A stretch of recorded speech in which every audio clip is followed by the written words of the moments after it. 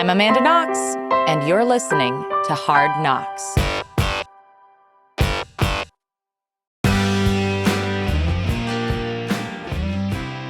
Hey, Jake. Hey, Amanda. I know this setup isn't exactly as awesome as yours when we last saw each other, on this, with rooftop vistas of New York City, but I'm trying here.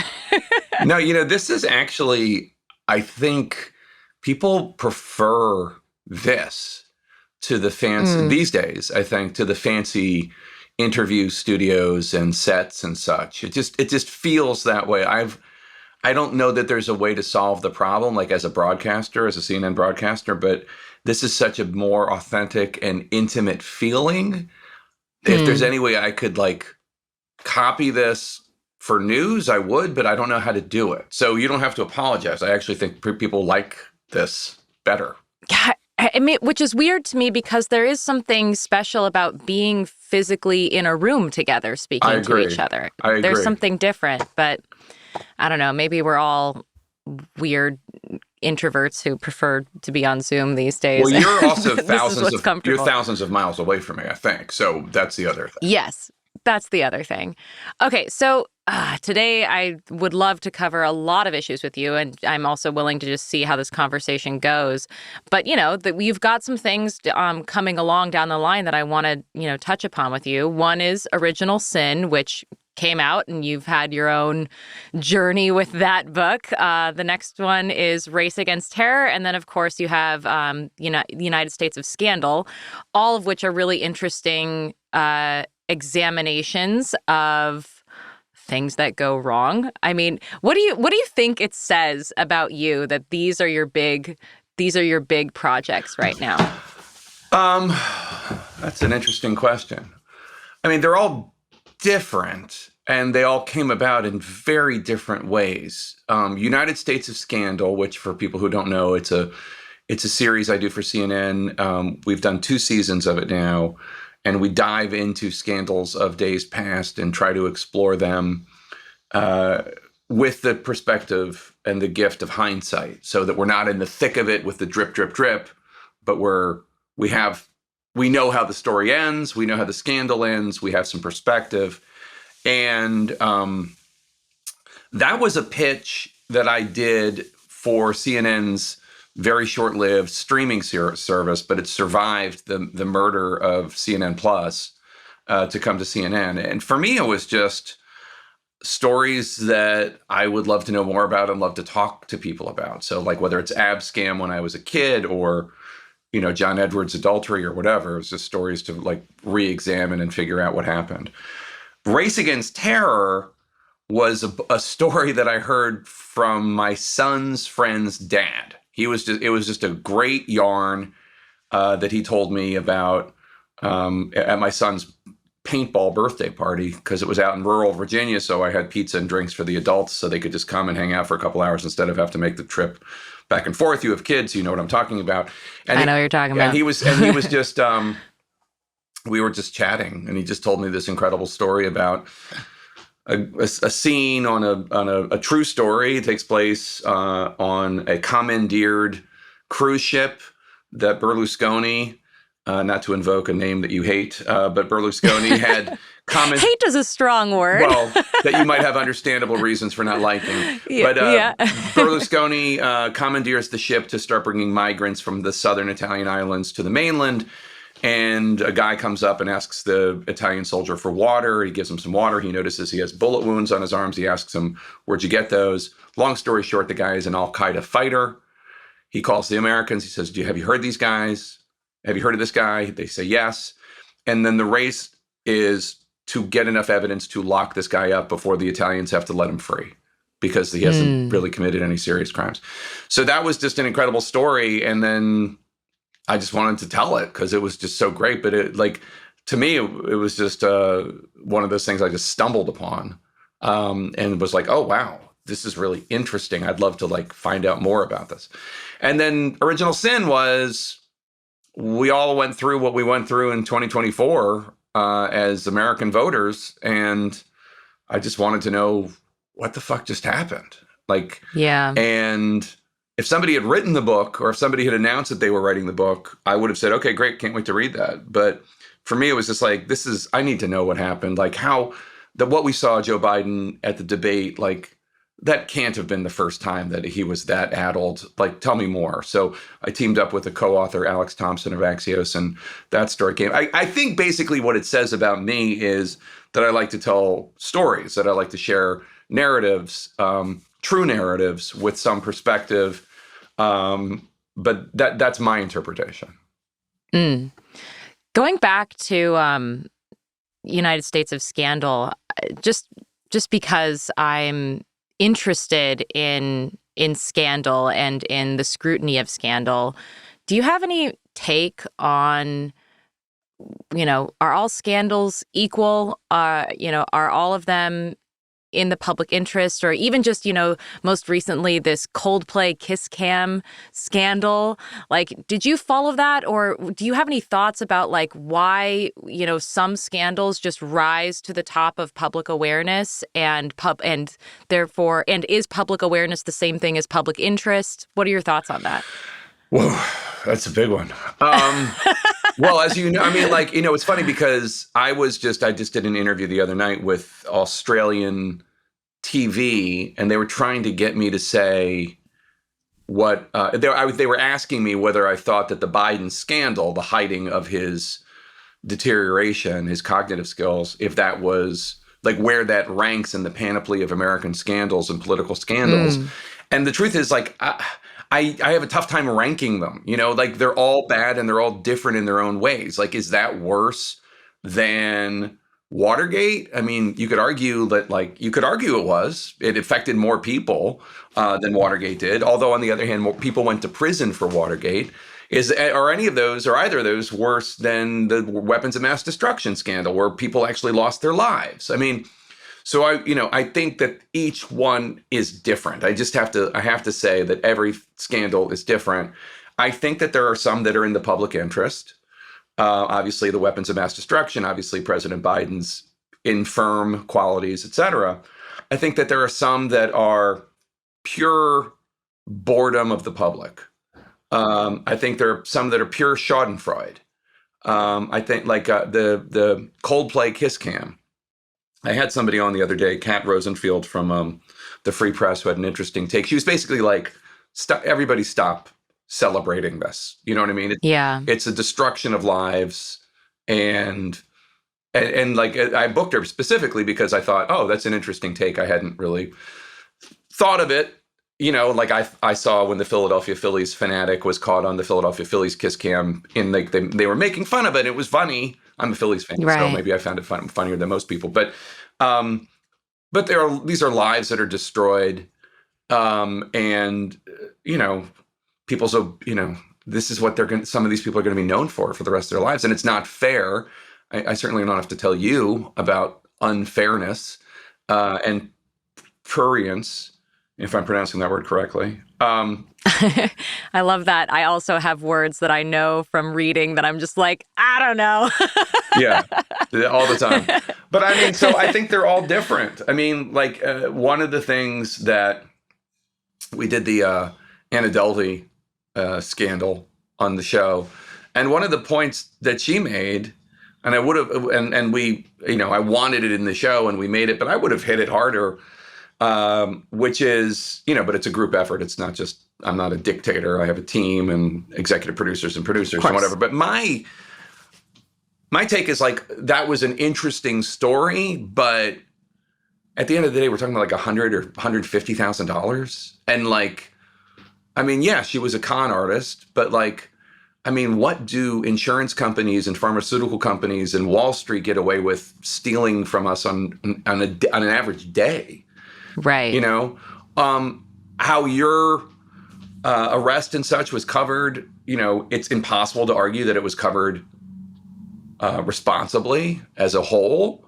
Obviously, it was something to cover, but I mean, because it was a miscarriage of justice, et cetera, et cetera. But how was it covered?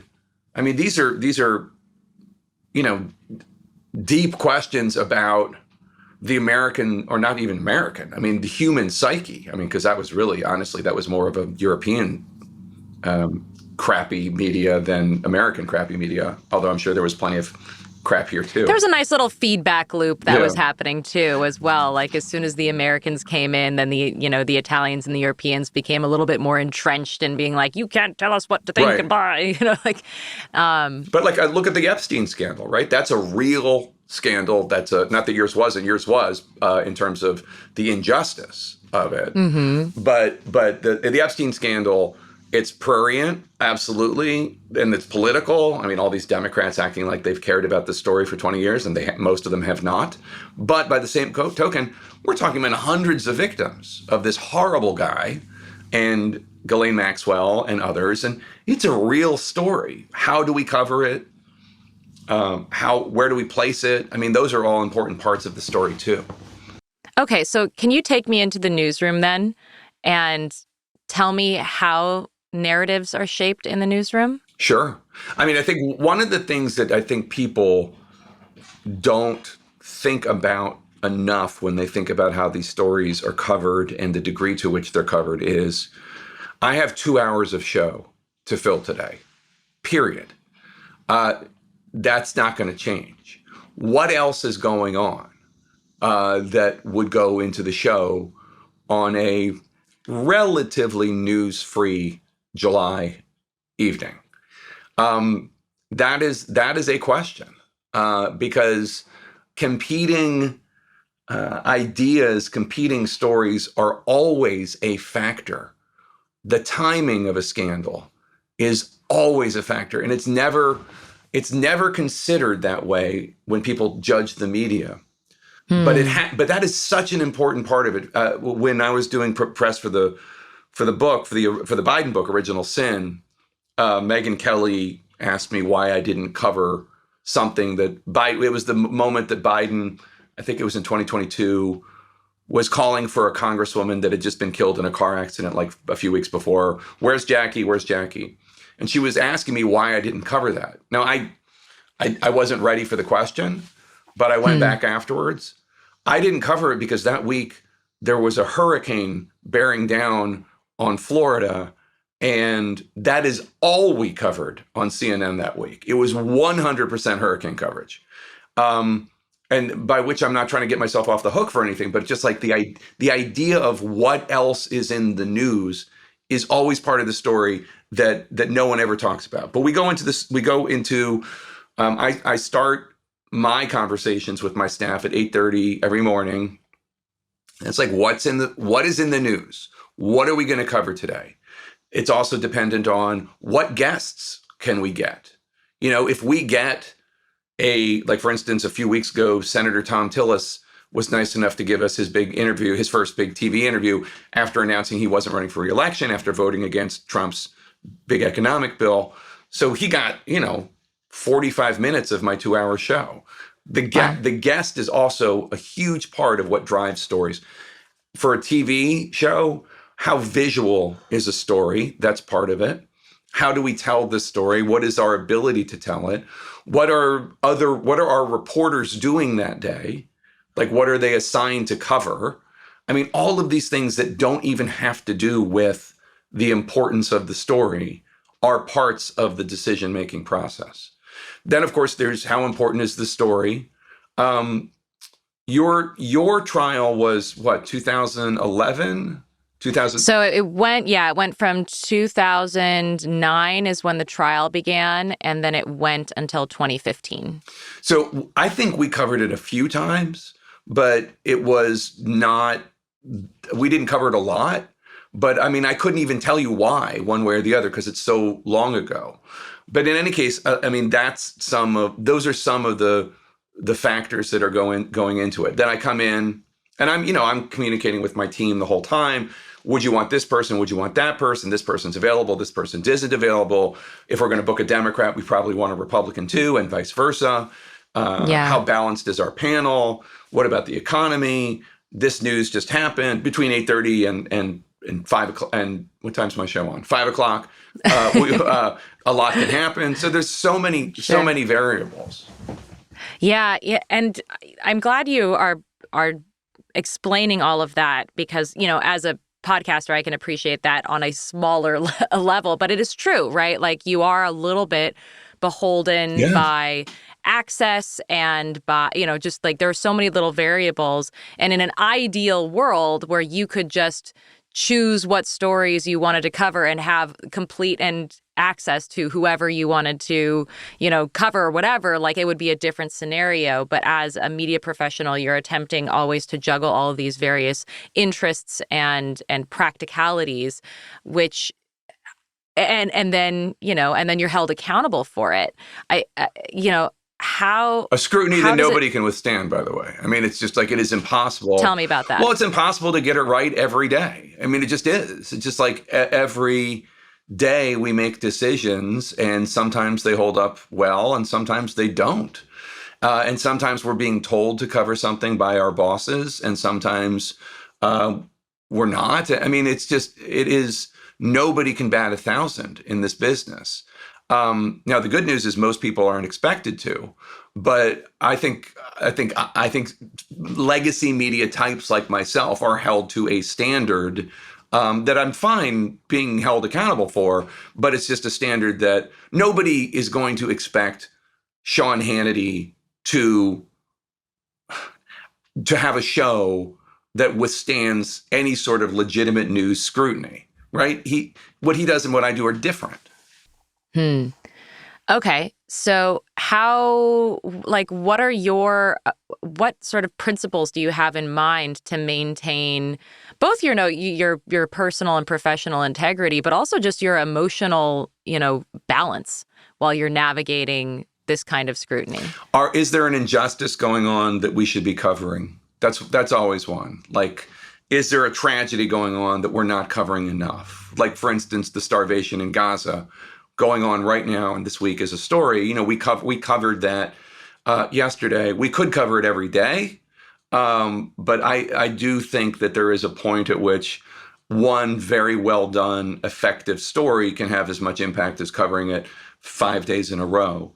But like, for instance, so we covered that yesterday. We had on Arwa Damon, who used to be a CNN correspondent, who now does humanitarian work, and we talked to her about that.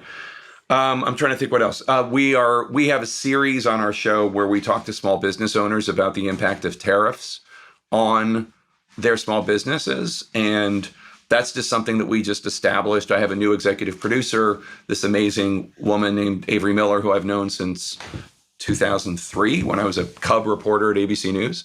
And when she started, she had this idea to let's talk to small business owners about the impact of these tariffs. And it's been great. And so that's just something we try to do every day. There's always some cultural, not always, but there's often a cultural story in the zeitgeist that might be of interest, like the Coldplay Kiss Cam story, as long as we do it in a way that's relevant and smart.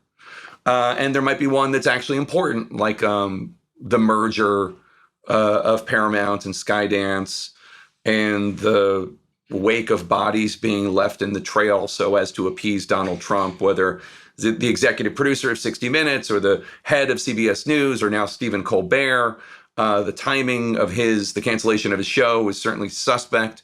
So that's a pop culture story that I think is an interesting story and important as well, significant. So there's just a lot of stuff. And at the end of the day, it's very subjective. And, there are other stories we want to cover. I always care about veterans issues.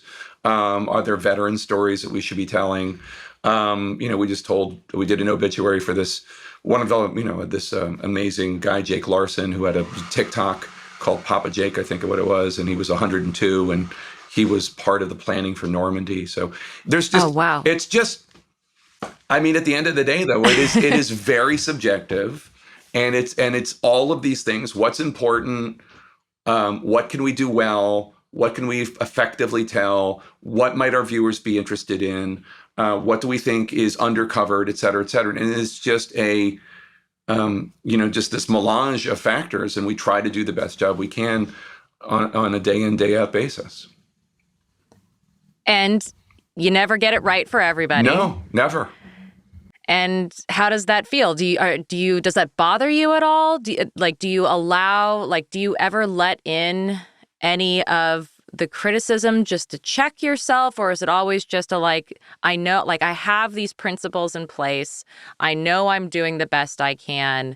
I don't need to listen to the haters. What's your relationship to the criticism? I listen to the criticism. I do. And I wish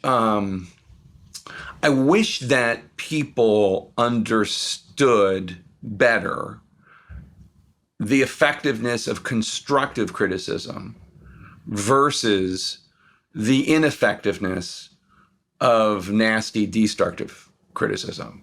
We are in an era right now, and certainly I say this as a straight white man. So I get it. I understand what I get on an average day, although I do get a lot. But what I get on an average day is nothing probably compared to what you get, or what a lot of women get, a lot of people of color get, a lot of people in the LGBTQ community, et cetera, international, all that.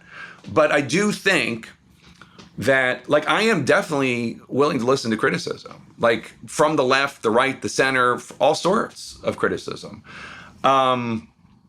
Are there stories we don't cover enough? Are there stories we cover too much? Are we buying into a narrative that is one way or the other? And I know that people on the right like to think that the media is liberal. And certainly there are absolutely examples of that. It's more a question, though, of, I think, people in silos, and we're increasingly, all of us in America and throughout the world, I guess, are in silos where we only hear certain voices. And I try to follow people on Twitter and social media that look at the world differently than I do, or, maybe are conservatives, or maybe are progressives, or maybe, have an ideological bent, to see what they're thinking about something, et cetera, et cetera. So I definitely do listen to the criticism. I try not to listen to the non-constructive criticism, which is there is an unrelenting stream of for anybody in public life, because that is just unhealthy.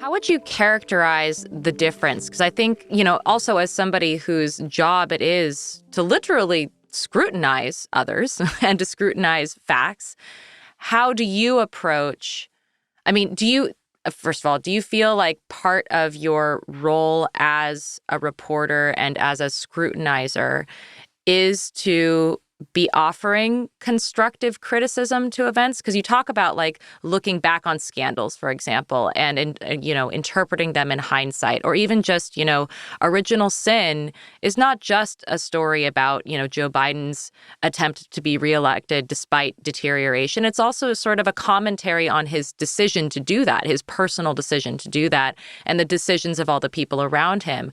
Do you think of yourself as a constructive criticizer?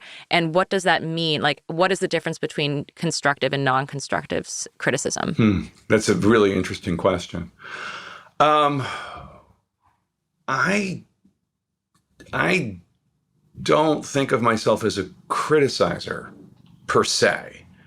I think that Original Sin was full of, deeply reported views, and Alex and I did come to some conclusions that certainly could be characterized as criticism. But it was mainly,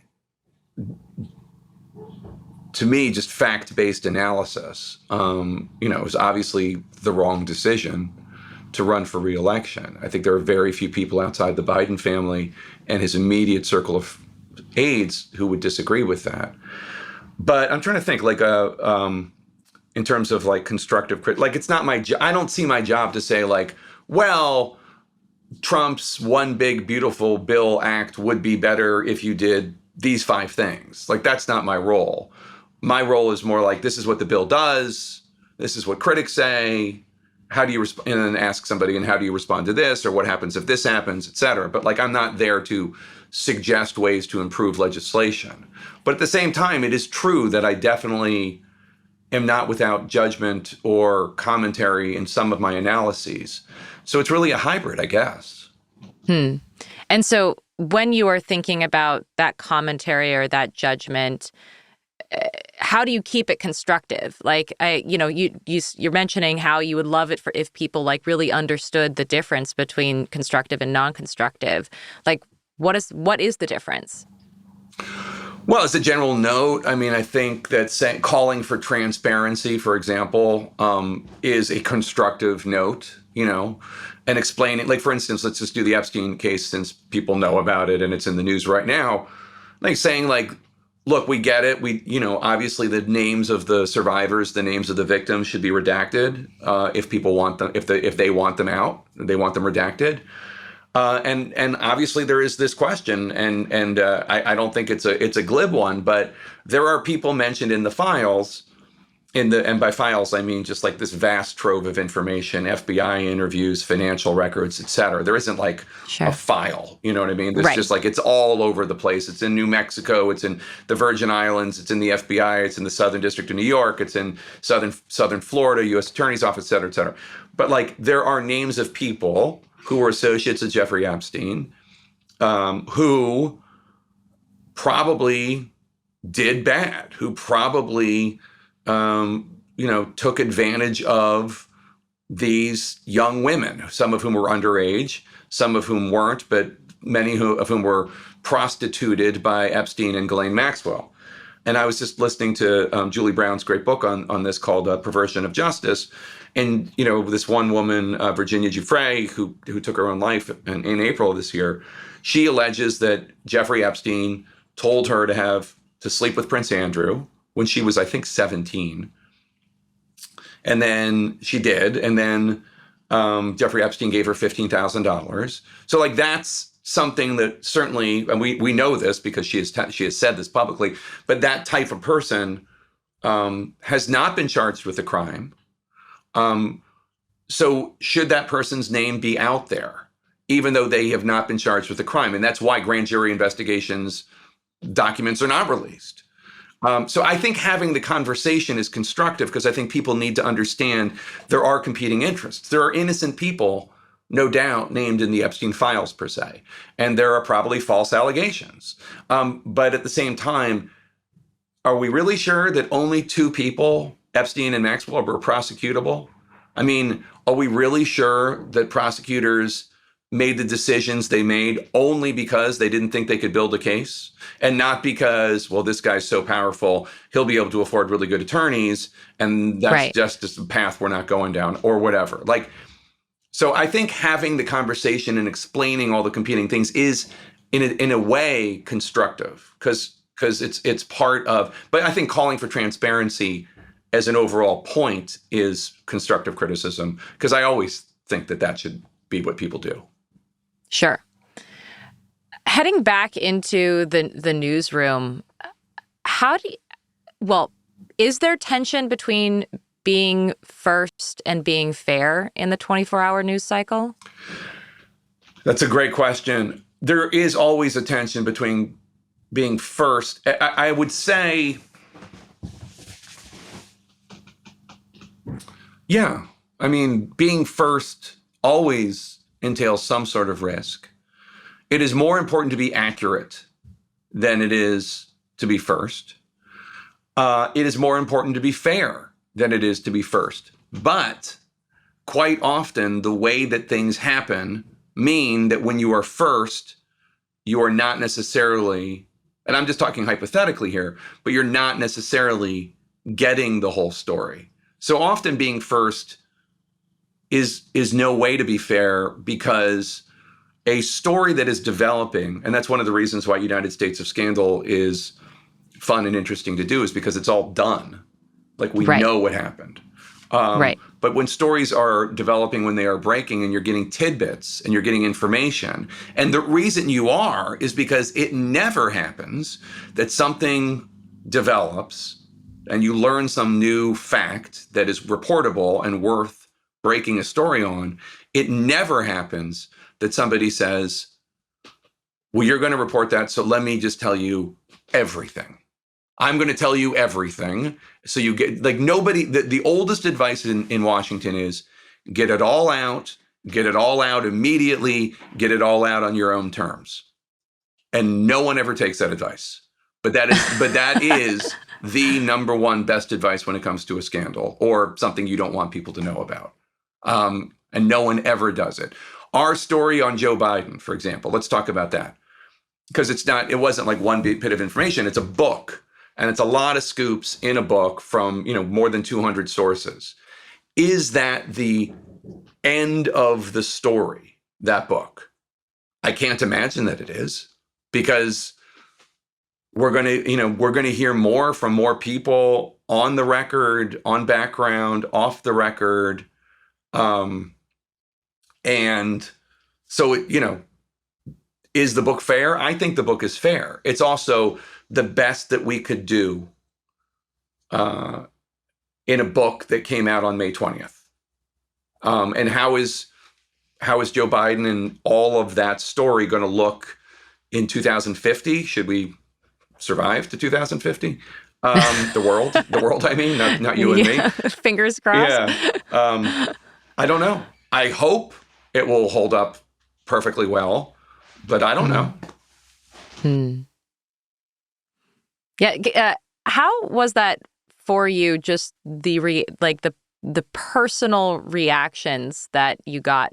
Had you ever was the reaction to Original Sin? Were you expecting the kind of reactions that you got? Okay, so can you talk to me about the reactions that you got? So first of all, with a little bit of distance from pub date, which was May 20th, and the ensuing 2-month swirl of the book. God, we've passed the 2-month mark. So I have a little distance. I will say that most of the response that I wanted, I got. So the book got great reviews in the New York Times, the Washington Post, the LA Times, like any place you would want a good review. The book was a bestseller. It was number 1 on the New York Times bestseller list for 2 weeks, and it was on the list for 7 weeks. I've never had anything remotely resembling. That was my 7th book, and I've never had anything remotely resembling this kind of success in terms of reviews and sales, and also impact on the dialogue, impact on the conversation. But that also said, there was a lot of personal animus at me from both the left and the right. Some of it because of me as the avatar, a symbol of legacy media. Some of it specific to me. Some of it fair. Some of it not. And it was a lot. Can you give examples? I mean, I just think that there was a false narrative that was put out there there are two. I'll do one from the right and one from the left, just because you know me, down the middle. So on the right was this false narrative that I was part of the cover up, and I never covered any of this, and and it's not true. Now, I wish I had covered it better, and I wish I had covered it more. But there really was very little investigative journalism successfully done in that era, because it was really tough to get people to talk. And after the election, it was much easier. That's part of the story. Yeah, right. Yeah. So I think that there was a degree to which, look, you know what this is like. First of all, let me just say, I'm not complaining. You asked me to talk about this. So I'm fine. I'm great. I'm not upset about any of this, but it's weird also just becoming content, right? The book is a thing, and everybody who's writing, everybody who's tweeting, everybody who writes for this magazine or this website or whatever, TV show, radio, everybody wants to have a take, which is that's our media world. And it's weird to be content, not the book, but me is weird. People who have never met me writing about me like writing about me, not just about the book or my journalism, but writing about me. People who have never met me commenting in those articles about me personally, then I've never met you. Why are you, so that's an odd experience. And actually, I've been through it before to a lesser degree. And being covered makes you realize how bad the news media can be. Not everybody, but some in the news media. And it probably makes me a better reporter because you really realize like how incredibly unfair hot takes are quite often, as I say to Amanda Knox. So that's on the right. And on the left was this, why aren't you covering Donald Trump? Who cares? Blah, blah, blah. And like how can you say this about Joe Biden? Wait, who says who cares? Did anyone on the left actually say who cares? Yeah. I mean, there are still people on the left saying like they like people I respect who will like tweet out an article about Donald Trump saying or doing something wild and say, but George Clooney didn't, but Joe Biden didn't recognize George Clooney, which is a scoop in our book that like one of the reasons George Clooney was so shocked and ultimately called for Biden to drop out is because Biden didn't recognize him at an event. And so it's just that kind of thing. Like, how can anybody even remotely be talking about Joe Biden when Donald Trump is doing all this stuff to our country? As if they're trying to say, like, it's the equivalent of harping on Hillary Clinton's emails. It's exactly that. It's the right. but her emails argument, which is, first of all, throughout the book tour, I did my 2-hour show every day, and we were not covering my book. We were covering Donald Trump. So, and like, I do not think that anybody can fairly watch our show and think that we are not covering Donald Trump and not covering him aggressively, which is not to say always critically, because sometimes we're just covering what he does and analyzing it and discussing it. And we have Democrats and Republicans on the show, et cetera, et cetera. But we are covering him all the time, everything he does. So, I mean, I just thought that those two criticisms were unfair. But as Hyman Roth said in The Godfather, this is the business we've chosen. And like, I didn't have to write the book. I didn't have to become a journalist. It's not as though you can write a book that is like this and not expect criticism. I did expect criticism. I just didn't know what the criticism was going to be. And again, some of it was fair. Like I've already said, like I wish I had covered the Biden stuff more aggressively during his term. I do. But there's a lot of stuff I wish I had done differently.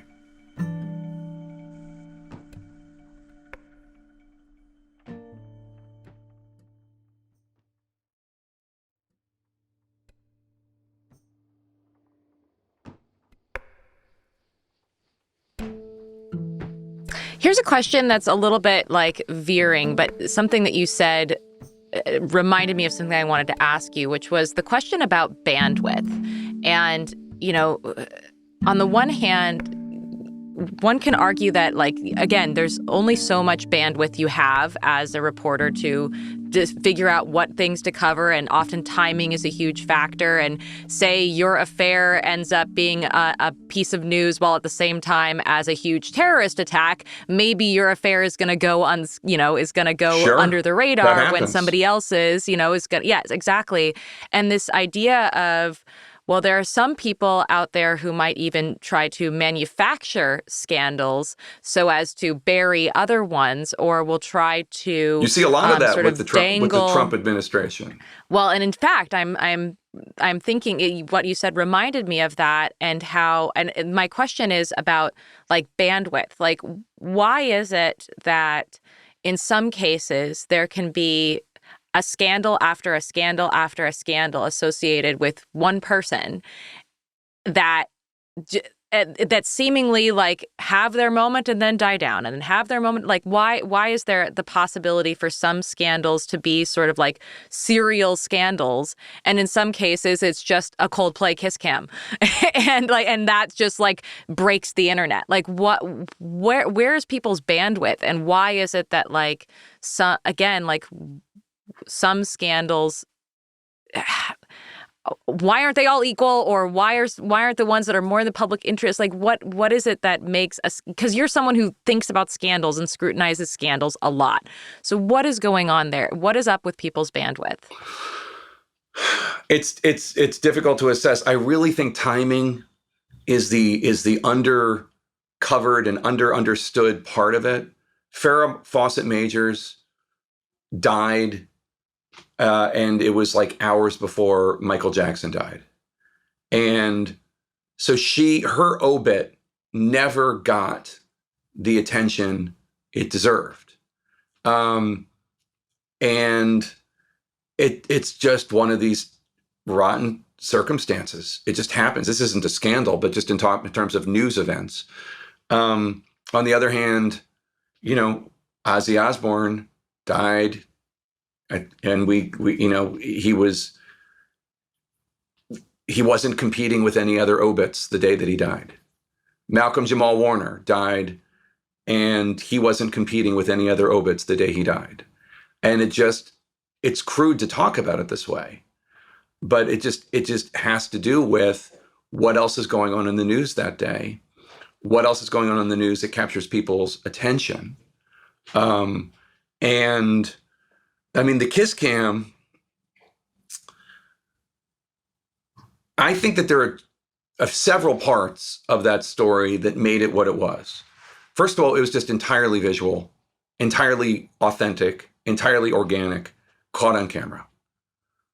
You see this couple thinking, oh no, we're caught. The moment, yeah. Oh no, we're caught. And they have a very human, very pathetic reaction of trying to hide right in front of us. These are adults. One of them a CEO, the other one head of HR. And they try to hide. And it is, there are emotions that we can relate to in terms of just the humanity on display. They also are he was presumably cheating on his wife and family. So people are understandably judgmental and harsh about that sort of thing. And it's relatable in a way that, like, I don't know. Yeah. Also, big political scandals maybe are harder to relate to. Yes. Somebody can explain to me the House banking scandal if they want, or the House post office scandal if they want, or the SNL loan scandal if they want. But the adulterous affairs, those are much more easy for people to understand. Especially because most people don't live their lives trying to think of how to commit acts of grand larceny. But very few people make it to their deathbed without having a thought of adultery. So if any. So just a thought, I'm saying, not even a willing thought. It just pops into your brain like a... Right. So... It's just there. It's just There's a pretty person. Also, yeah. So also, I think the fact that he is a CEO is part of this, because we are in an era... He's a powerful person. Yeah, but we're also in an era where CEOs are loathed. And the idea, like this, I thought it was so dark and awful that there are people expressing fandom for Luigi Mangione, the murderer, allegedly, of the United Healthcare CEO. Agreed. But that exists. There are people out there who think of him as a folk hero.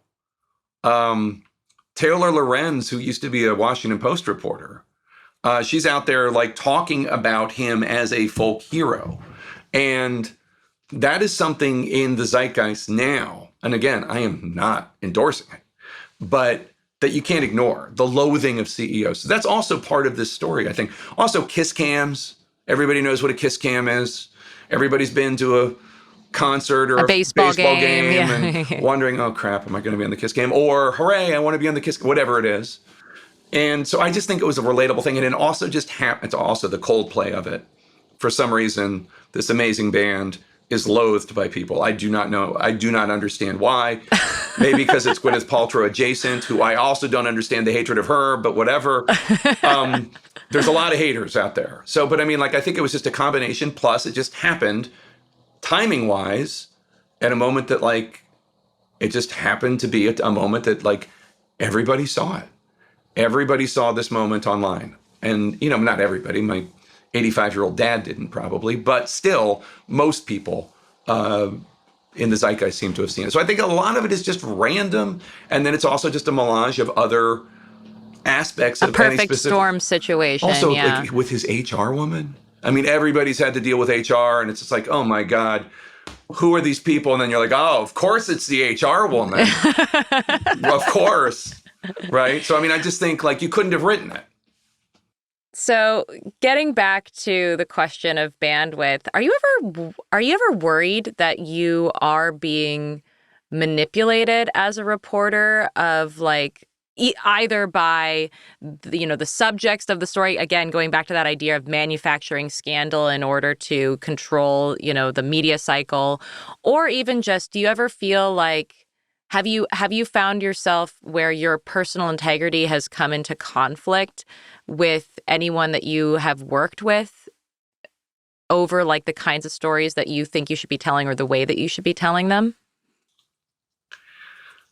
I would just say like these things are often much more complicated than bad guys trying to manipulate things. What came to mind when you asked the question just now was when formerly NBC anchor Brian Williams was under fire for telling a whole bunch of stories on talk shows, not on the news, but on talk shows that turned out to not stand up to scrutiny about like being in Iraq and a helicopter crashed and this and that. And he has a piece of the helicopter from the Bin Laden raid on his desk, and just like he seemed to over torque a lot of anecdotes, if not completely make them up. And during that period, a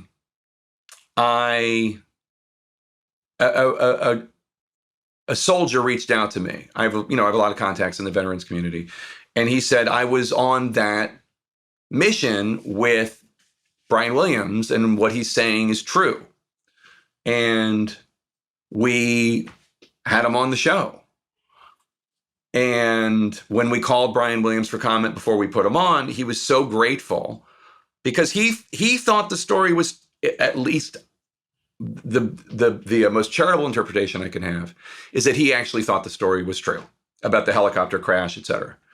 And he was like, oh my God, thank God, like thank God you got found this guy. I forget if this call was after the story ran or before the story ran. But in any case, I don't think he was manipulating me. I think he actually thought this happened, and he was relieved. Now, it turned out that other soldiers came forward and said that the soldier I interviewed was remembering it wrong. And and then we had the reporter from, I forget who it was from. This is again years ago, Stars and Stripes or whoever it was, come on and correct the record, as it were, and say, no, these other guys say that the guy you interviewed had the story wrong, blah, blah, blah. And all of that is to say, like, I wasn't trying to get Brian Williams. I wasn't trying to help Brian Williams.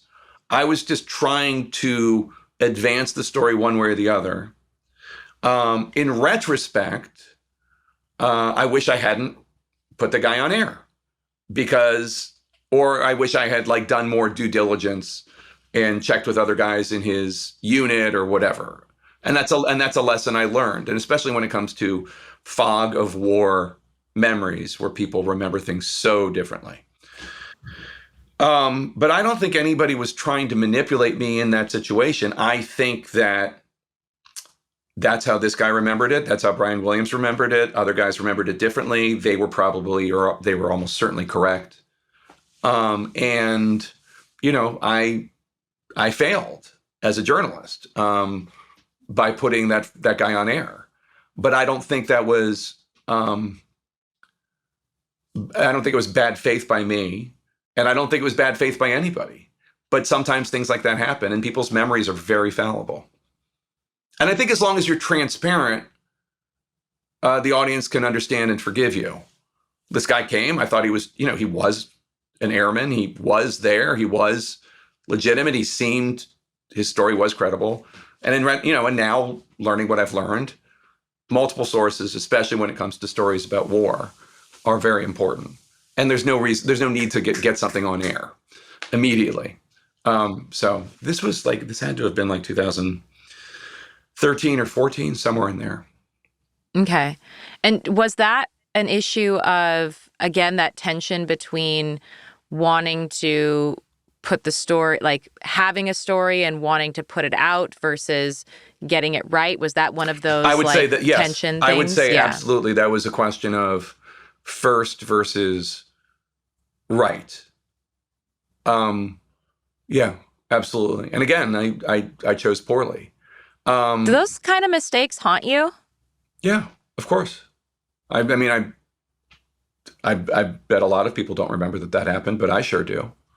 A lot, of course. I mean, I remember bad mistakes I made, they go back decades journalistically, 100%, or just innocent errors I made of like putting this woman's quote in this woman's name kind of thing. And it's just, yeah, it haunts me. I mean, like, and it is impossible to have a career in journalism in which you are providing output on a daily basis over decades and not make those mistakes. And the key is to try to only operate in good faith, and when a mistake is made, own it and explain it and correct it. But it is part of the risk of being a journalist or being I mean, you have this podcast. Please don't take this in any sort of like aggressive. No, I was actually just about to relate to you in a big way. Because did you ever see that Atlantic article that I wrote about the Jens Söring case? Remind me. So I had been presented this case of a young man who had been allegedly wrongly convicted in Virginia back in the 80s, and had a lot of similarities seemingly to my case. And so because I also, trusted a lot of the advocates that were, circling around him, I got on the bandwagon and was advocating very intensely on his behalf. And it was only later when I did the process of, talking to DNA experts and all of that. And then it was only once I talked to different DNA experts and, different voices that I realized that not only had I not reported or had I not, presented the full picture, but that I had presented the wrong one. Yeah, I do remember. I remember reading this. Yeah. And it wasn't bad faith, right? I mean, you were trying to help somebody. No. Yeah, it was absolutely in good faith. But like I came away really, really haunted by that experience. And, I write about that in the Atlantic article. And it was a huge growing experience for me as a reporter. And it gave me empathy for even reporters who got my case wrong for a long time, depending on where they were at in their journey as reporters. And it was a growing pain. And it did put me in a position of feeling like a little jaded, though. And I wonder, like, do you feel jaded? Do you feel like it's hard to, like, or do you just do you have a better radar for like the red flags of certain stories that come your way? Or do you still feel like you're very open-hearted to stories that come your way, and you just have to use the methods of journalistic integrity to scrutinize them? Like, how do you personally approach having like the haunted feeling of having gotten something wrong, either in a big or small way? Yeah. Well, I mean, so I think you and I have talked about this offline, but I don't know that we've ever talked about it publicly. But so my dad was a pediatrician in Philadelphia, and he reached out to me years ago about one of his patients who had reached out to him from prison, one of his former patients who had reached out to him from prison, and he had been convicted of shooting a bunch of people The incident happened in 2011, and my dad had testified at the trial, saying that there's no way this guy C.J. Rice could have run after firing the gun because he had been shot up several weeks before, and my dad had just seen him a few days before, and he could barely walk, much less run. But he was convicted nonetheless. And CJ had reached out to my dad asking for some medical records because he was trying to appeal his case. And as you know, the appeals process in this country is an onerous Sisyphean task of just, it is almost impossible to get out of prison. It is once you're there. Yeah, post-conviction is... So, long story short, I wrote about it for The Atlantic, and we got him out. The article helped spur interest in his case. My dad had hired, although he never admits it, but he had hired an attorney to work on a habeas case for CJ. CJ's out. CJ was supposed to be in prison for like 60 years. He served more than a decade, but he is married. He's a father. He's about to have his second kid. He got a paralegal degree. Like he's good. So that was lightning in a bottle. And I am not searching for other stories like that because I do not think that I could do that again or be part of an effort like that again. But my eyes and ears and heart are still open to the possibility of journalism. And I don't want to take away from the incredible lawyering done by the team because they're the ones that really got him out. But I will say the story did help bring attention. And I don't think it would have happened without the Atlantic story or without Jeff Goldberg, the editor of the Atlantic, putting the story on the cover, which I think was really significant. But that said, I think that my eyes, ears, heart are still open to the possibility that journalism can do real good and correct injustices. I'm just not running around looking for them. When they come to me, I know, and I try to make it happen. But I also know that, like, generally speaking, you can't beat City Hall. Like, at the end of the day, I'm glad that you got out of prison and what happened to you was an injustice, but it's remarkable that you got out. Yeah, skin of my teeth over here. There are lots more Amanda Knoxes who don't have a happy ending to their story, if your story can be said to have had a happy ending. Right. Do you think your story has a happy ending?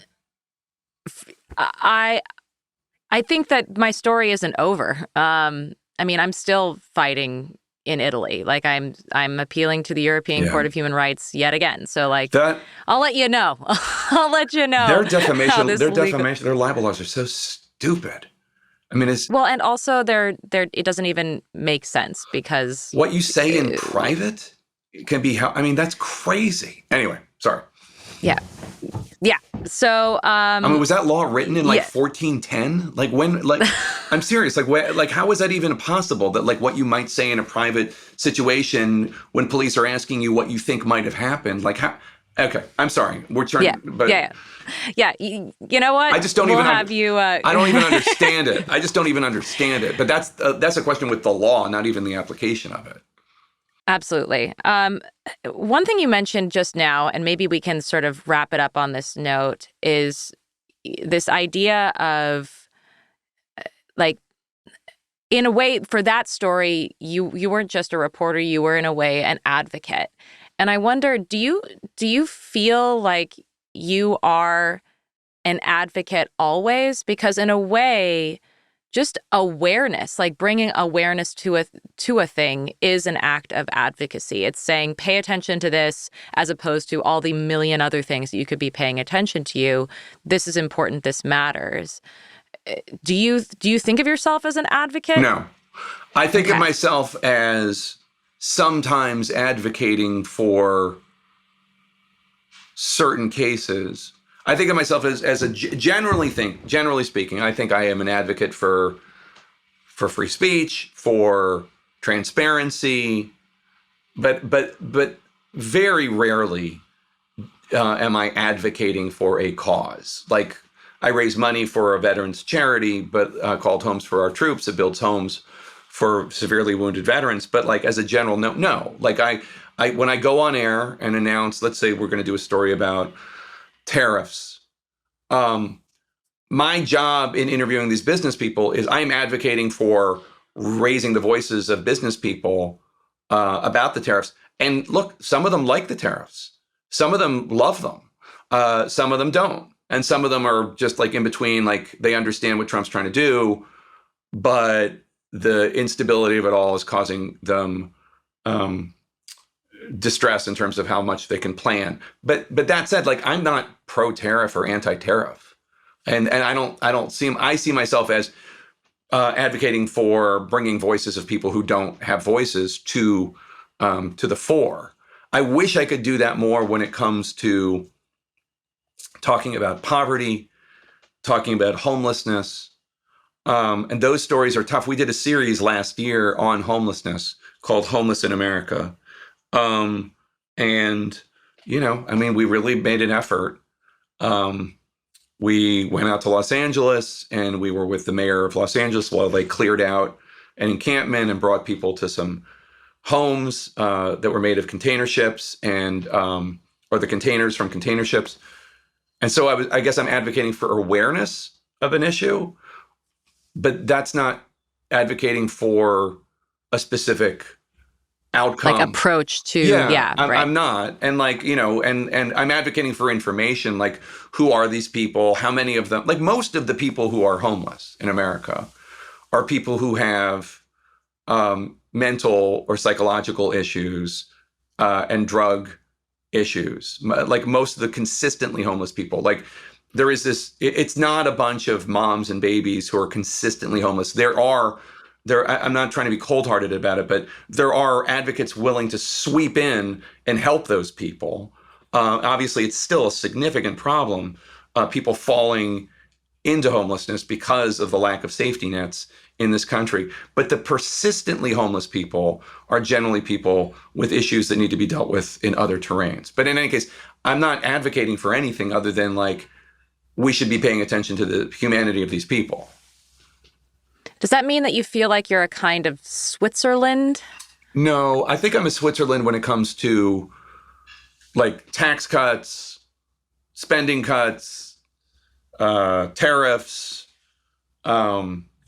this, you know, whatever. I'm trying to just like bring these stories to the front and have people talk about them, but I'm not necessarily expressing an opinion about them.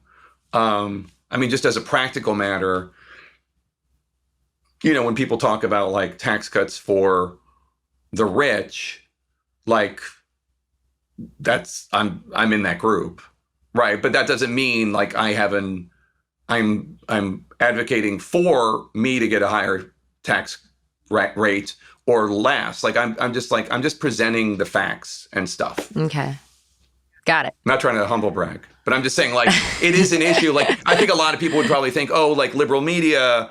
He thinks rich people should be taxed, but people on the left are like, oh, corporate media, he's part of the problem. He wants a tax cut. Like, so it's like, I just actually, whatever they do. I'm trying to be Switzerland on like stuff like that, but not on decency, truth, humanity, that sort of stuff. It's, you know, it's all subjective. We all do our best. Well, some of us do our best. That's a nice way to wrap up the interview. Some of us do our best. Most journalists I know, day in, day out, are trying to do their best, trying to be fair, trying to cover important stories. I think that the media landscape is also now littered with people who traffic in hate and pointing at enemies, pointing at villains. That's on the left and the right. And I think that is unhealthy. And I think that kind of commentary does not interest me. What advice would you give to young journalists who are trying to make it in this biz? Learn to write. And no matter whether you want to go into TV, radio, podcasting, newspaper, magazine, whatever, learn to write. because that is a skill that a lot of people do not have when they want to go into journalism. Learn how to break a story. Learn how to be fair. Learn how to, if somebody is upset about something. I just saw a viral video by a journalist with a major organization, and it was a coverage of something that people were upset about, and I don't want to shame the journalist or the organization, so I'm not going to give you more than that. But it did not seem to me that this reporter had even reached out to people who were upset by the thing to find out why they were upset. And she was just saying, nobody should be upset about this. And to me, that is horrible journalism. Find out why people are upset. And, maybe they're wrong. Maybe they're mistaken. Maybe they have misinformation, et cetera, et cetera. But we should be asking why. So those are my questions. And also, most importantly, when you're starting out, be willing to work harder than anybody else. None of this comes easily. None of it. Everybody I know who is a serious journalist of any sort of reputation works really, really, really hard. Well, thank you so much, Jake. Where can people follow you? Oh, just turn on the TV. What? I'm on CNN from 5 to 7 East Coast, and I'm on Twitter at Jake Tapper and Instagram at Jake Tapper, and I have a professional Facebook page. I don't know. I have a website, jaketapper.com, but that's just for my books. But yeah. But Amanda, can I just say, I really admire you and what you are doing. I really admire you taking a really bad set of cards that you were dealt and trying to turn it into something positive for the world and advocate for people who need allies in their corner. And it would be, I don't know if easy is the right word, but it would be understandable if you just wanted to go off and just ignore the world and just write poetry and raise your kids and all that. And I think what you're doing is really brave, and I really deeply respect it. Oh, thanks, Jake. Well, I really appreciate that. I'm trying really hard over here. And so many of us working really hard. And so many of us are with you, and I hope you know that. I hope you know so many of us are with you. Oh, thanks. All right, well, I'm going to end it at that.